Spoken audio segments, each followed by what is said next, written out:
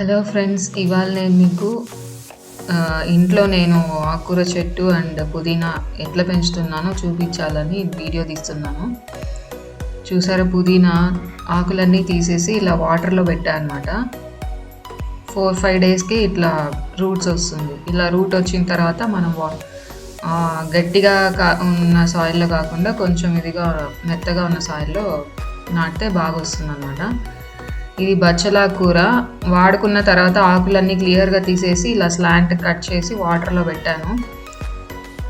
So ఇది almost 2 weeks ఇట్లా వాటర్లో పెట్టా అనమాట. మొత్తం ఆకులన్నీ క్లియర్గా తీసేయాలి.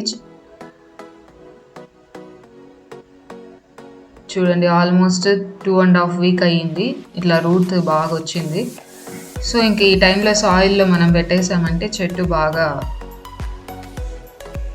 హెల్దీగా బాగా వస్తుంది.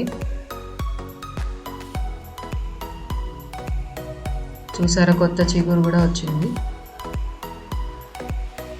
నేనైతే ఇట్లా ఆయిల్ క్యాన్ని ఇట్లా కట్ చేసి అందులో సాయిల్ వేసి నేను మీకు చూపించిన విధంగా రూట్స్ వచ్చిన తర్వాత ఇట్లా నాటాను అనమాట. ఆల్రెడీ ఒకసారి నాటాను, మీకు చూపిద్దామని. చూసారా ఎంత బాగా చిగురు వచ్చి మళ్ళీ అందులో కాయలు కూడా ఫామ్ అవుతున్నాయి.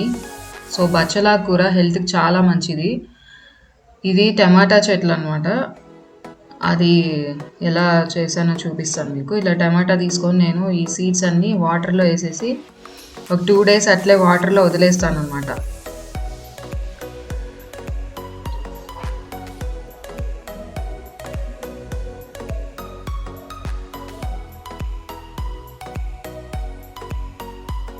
ఓన్లీ సీడ్స్ 2 డేస్ వాటర్లో అట్లే పెట్టిన తర్వాత 3rd డే నేను ఇంకా సాయిల్లో వేసేసాను అనమాట.